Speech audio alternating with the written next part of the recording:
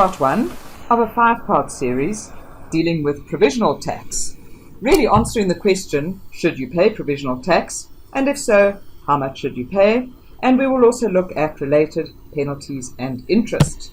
So over the 5 parts of the series, you can see on the screen, I'm going to be covering all the different aspects relating to provisional tax. And in this first part, I will be answering the question, first of all, what is provisional tax? And then, who is a provisional taxpayer? Right, so let's start with what is provisional tax. Well, provisional tax is not an additional tax. It's really a means of recovering the final tax liability. So in the 4th schedule to the Income Tax Act, which has all the rules relating to provisional tax, there is a definition indeed of provisional tax, and provisional tax is defined as any payment in respect of a liability for normal tax required to be made in terms of paragraph 17. So it's a payment towards a person's normal tax liability or final income tax liability.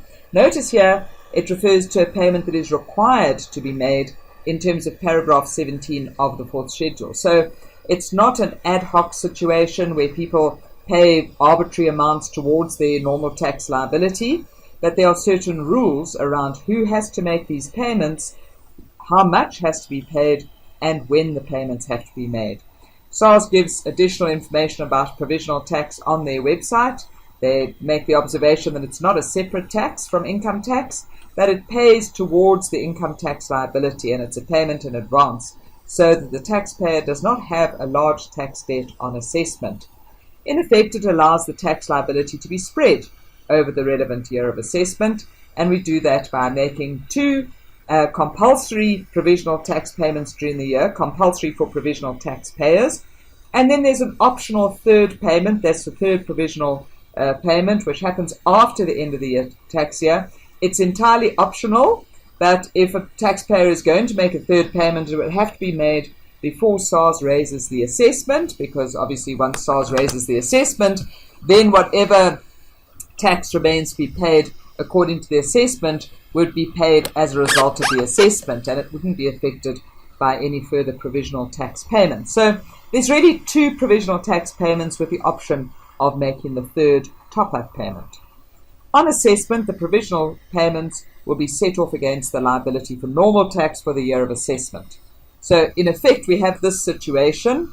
If we take a person's total tax liability, that is settled through employees' tax if the person is liable for employees' tax, provisional tax if they're liable for provisional tax, and sometimes people pay both employees' tax and provisional tax, and then if there's still something remaining to be paid on assessment, then the balance is paid on assessment. So the role of provisional tax is to ensure that that balance paid on assessment is as small as possible, that as much as possible the person's tax liability is paid through the year. So it is of course possible that you might have an individual who settles their entire tax liability through the employee's tax system, and that would be where their taxable income is made up entirely of remuneration, and employees' tax is paid on remuneration. So there's no balance of tax paid, everything has been settled, there's no need for that person to pay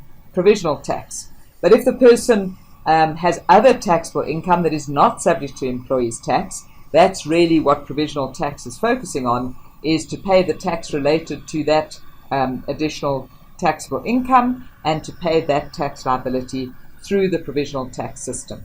Right, so at the end of the day, whatever remains to be paid will be paid on assessment, and sometimes it might be that there's a refund, because if you add the employee's tax and provisional tax together, the person might even have overpaid their tax, and then they would get a refund on assessment. Right, so that explains what provisional tax is.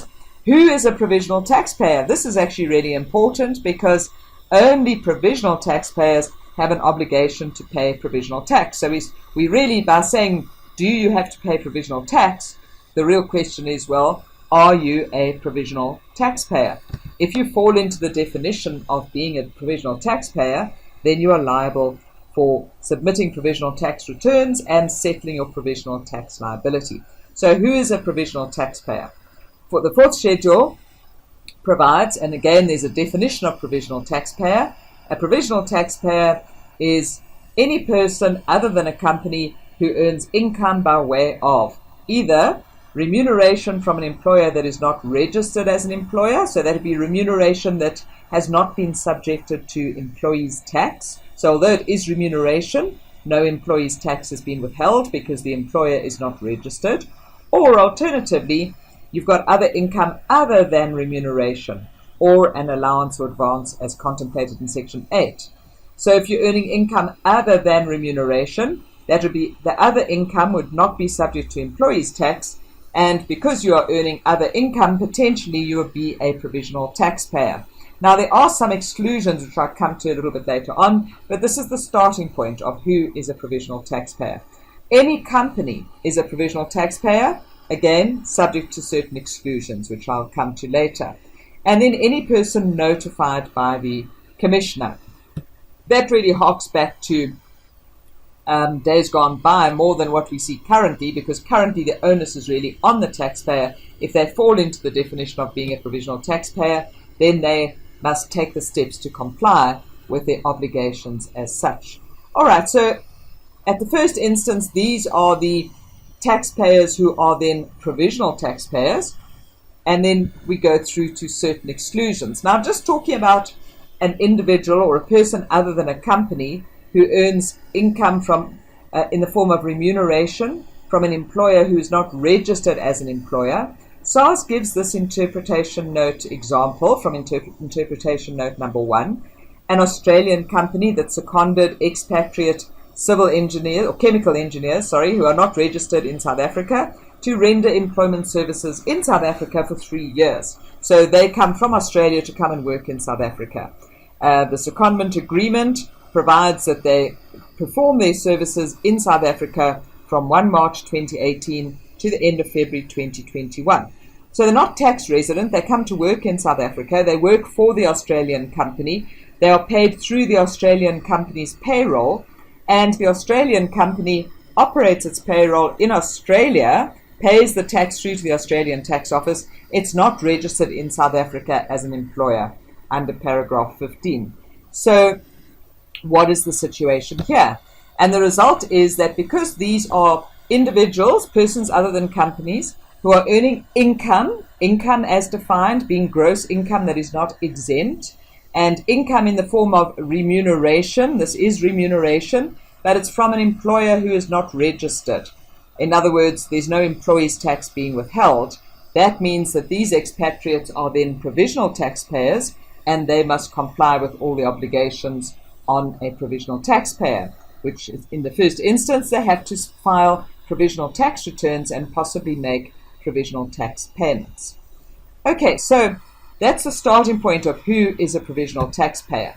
But then there are certain exclusions. Now, we started by saying any company is a provisional taxpayer, but some companies are then excluded. Public benefit organizations, recreational clubs that are tax exempt, body corporates, share block companies, and associations of persons exempt under Section 10(1)(e). So essentially those are all your tax exempt entities, which may be companies, but they have tax exempt status.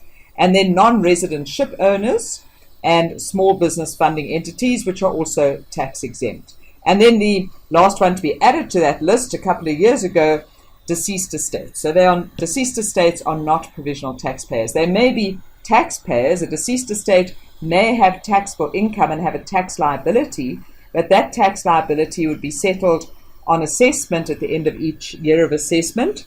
The deceased estate would not be a provisional taxpayer. So that does slightly simplify the administration of deceased estates. All right, then, of course, on the other side with individuals, we also have an exclusion. So we started off by saying an individual is a provisional taxpayer if they earn income other than remuneration or income from remuneration, but where the employer is not registered as an employer. However, there is then this very important exclusion. So an individual, we've said they derive income other than remuneration or other than remuneration subject to employees' tax, but if they derive no income from carrying on a business, and either if the taxable income for the year of assessment does not exceed the tax threshold, And I've shown you the three thresholds there for the 2020 year of assessment for people under 65, 65 to 75, and over 75, right? Those are the tax thresholds. So if an individual is earning income other than remuneration, but they're not actually carrying on a business, all right, and their taxable income, their total taxable income, does not exceed the tax threshold, they will not be a provisional taxpayer, even though they are earning income other than remuneration. The other alternative is, again, they're earning income other than remuneration that is subject to employees' tax. They do not derive any income from carrying on a business. Their taxable income does exceed the threshold, so they don't meet that first criteria. But let's look at the second option. Taxable income for the year of assessment that is derived from a combination of interest, that's all interest, right? Dividends, foreign dividends, rental from letting fixed property, and remuneration from an unregistered employer. So there is remuneration, but not subject to employees' tax. So if we added up all that sort of passive investment income and remuneration not subject to employees' tax, added that all together, that total amount does not exceed 30,000. So what are we saying here? We're saying that this is a person who does earn income other than remuneration, but they're not carrying on a business, and their passive investment income does not exceed 30,000 Rand. So if they did pay provisional tax, it would be a very minimal amount. Okay, so it's a fairly complex exclusion, but it's really got different elements to it, starting off with who is a provisional taxpayer, and then identifying if you're not carrying on a business and you fall into either one of these options, then you would not be a provisional taxpayer. Now, that also means that if you are carrying on a business, if you derive income from carrying on a business, never mind taxable income, but just income from carrying on a business, then you will be a provisional taxpayer, all right? Because this is a person who's got income other than remuneration, the income is from carrying on a business, they would be a provisional taxpayer. It's quite a complex set of rules. If we had to just break it down like this, we're saying take an individual that has income. The income is not subject to employees' tax, so it's not remuneration that is subject to employees' tax, it's other income. But the person is not carrying on a business, right? The one option is their total taxable income is below the tax threshold for their age group, they're not a provisional taxpayer.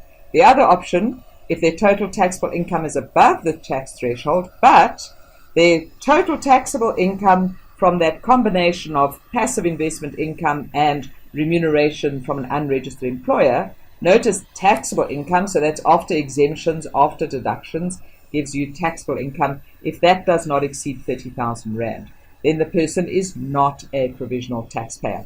Now, it doesn't take much imagining to realize that this might, for one person, this might change from year to year. One year they might be a provisional taxpayer, the next year they might not be a provisional taxpayer, following year they might be a provisional taxpayer again. So you would have to do this determination. If a person has got income other than remuneration subject to employees' tax, and if they're not carrying on a business, you would have to check on this on a year-by-year basis to see if the person is indeed a provisional taxpayer or not. If they are carrying on their own business, then they are a provisional taxpayer. That's pretty straightforward. Okay, so that is the situation with who is a provisional taxpayer, who falls outside of the net, and so who are we left with as provisional taxpayers. Let's have a look at two examples here with the individuals. Let's say somebody earns salary of 840,000 for the year. That's remuneration subject to employees' tax. We assume the employer is registered. They also get local South African interest income of 36,000. They get their local interest exemption of 23,800. And so their income or taxable income from interest is 12,200. So they are earning income other than remuneration that is subject to employees' tax. But if you look at that income derived from passive investments, it's interest, right? The person is not carrying on business. There's no element of carrying on a business here.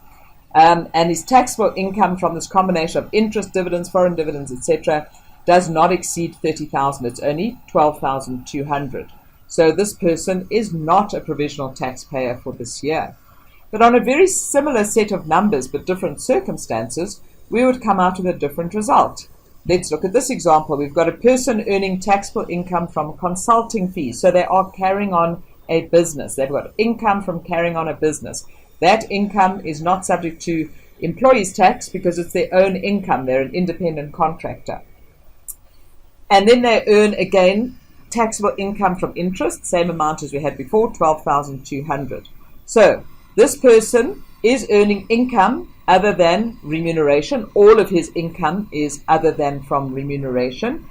And he is deriving income from carrying on a business. So this person is a provisional taxpayer. All right, so in summary, who is a provisional taxpayer? Any company, unless that company falls under tax-exempt status. A person, individual, who has their own business, sole trader, for example. Somebody who's in partnership as well would be carrying on their own business, getting income from carrying on a business. And somebody who has significant rental, interest, or taxable dividend income. Remember that 30,000 Rand threshold. Of course, what also one needs to think about is a trust. A trust is a person other than a company. If the trust derives income other than remuneration, then we go through that same set of rules that they would be a provisional taxpayer. Great. I hope that has assisted you. If you have any questions, please do use the question portal on iLearn. Post your questions and we will endeavor to assist you.